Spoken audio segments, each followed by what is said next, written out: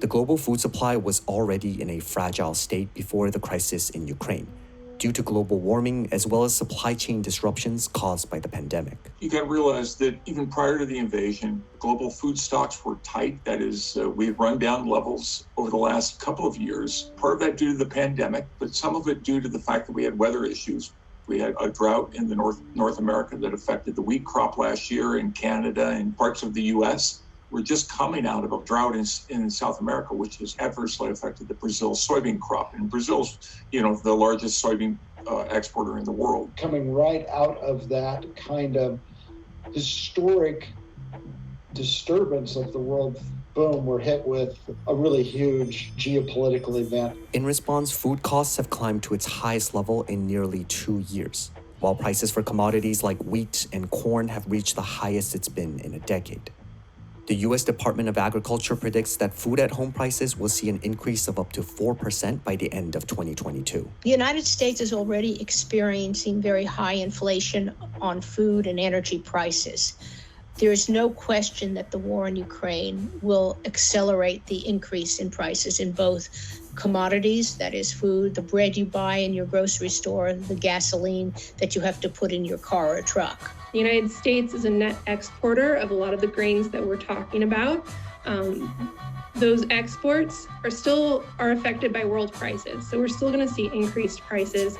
And again, energy prices are world prices as well, and those are going up. What I worry about every day is that this common knowledge that, we will not suffer because the world has enough food is maybe coming under question if this war goes on for a long time or we strain the supplies, and that the less developed world, which has fewer resources, let so many people squander this opportunity. And I'm just hoping that the world's development community uses this as a wake-up call to do more. Welcome back to Seed Time and Harvest. Today we're at Sister Jennifer's house. We're going to help her get a raised bed in.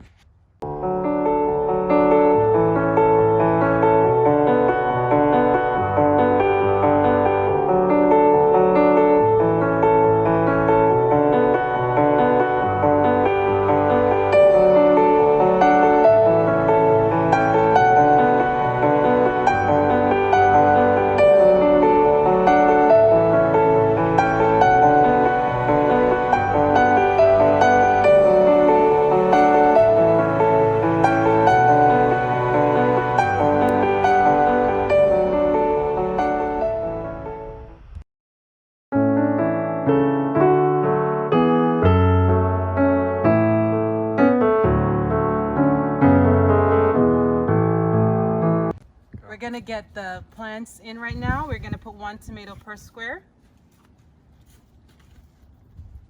We're actually gonna try to fit 2, but we'll see.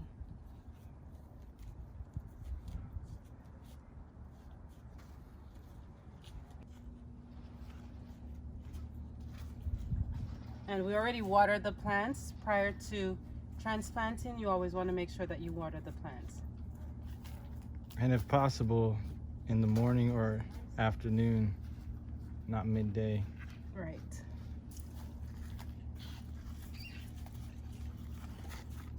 So what you got there? These are all tomatoes, different variety of slicing tomatoes.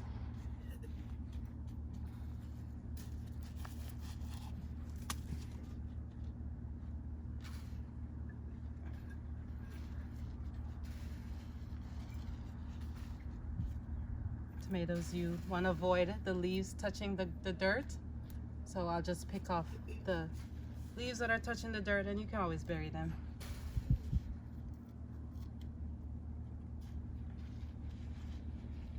Next, we're going to move on to the lettuce.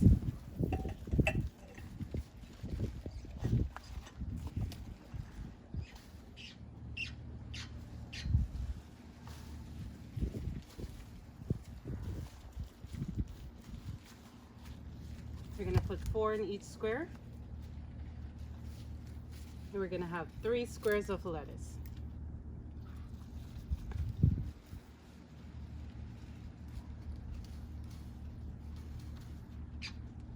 Here we have an eggplant.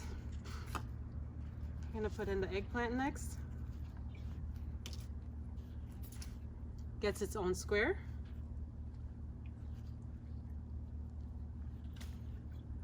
Why does that one get its own square? Because eggplant is really big and it needs the root space. So some plants need their own space. We have some peppers here. We're gonna put 2 per square. They'll support each other. I think we have a banana pepper, a jalapeno pepper, and then we have some bell peppers.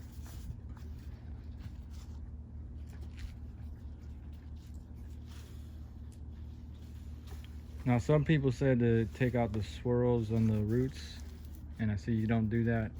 Can you say why? I mean, you can unravel the roots, but I don't want to damage the roots, and so I just leave them in place. They'll find their way in the soil. They'll make their way around. Some more juice. Thank So you. was it in there? Carrots. Oh. I guess we'll have carrots. Even though I start them in these things, I never like to keep the plants in there. Oh. I always like to take it out. What is that? It's like It's a peat pellet. It's good for starting seeds because it's just all peat moss. But when I transplant, I like to remove it. What are those right there? These are more carrots. These are the ones that were recently started. So we have older carrots, then young carrots, and then I'm gonna put some seeds in. We have some spinach we already planted, but once those are harvested, you can plant some more. We have radish also. We're gonna be putting some radish, so once those are harvested, here's some more seeds and more bush beans, golden bush beans, and we also have beets and carrots that we're gonna give to you. So we have all these beets, so once you harvest from one square, then you can plant more, so you always have. And with the carrots, you don't really bury them. You just sprinkle them on top. And then you can thin them out as they grow. It's best to cut the top instead of pulling them. We're gonna do the onions. I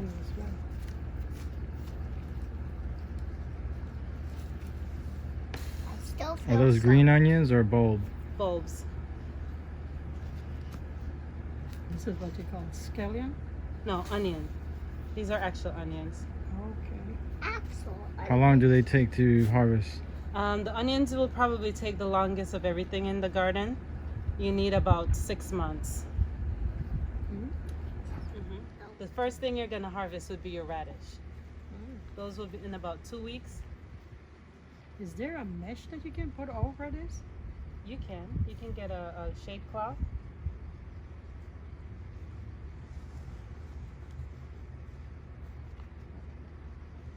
The only ones that really need the shade are the lettuce. Lettuce. Everything else needs full sun. And perhaps the spinach.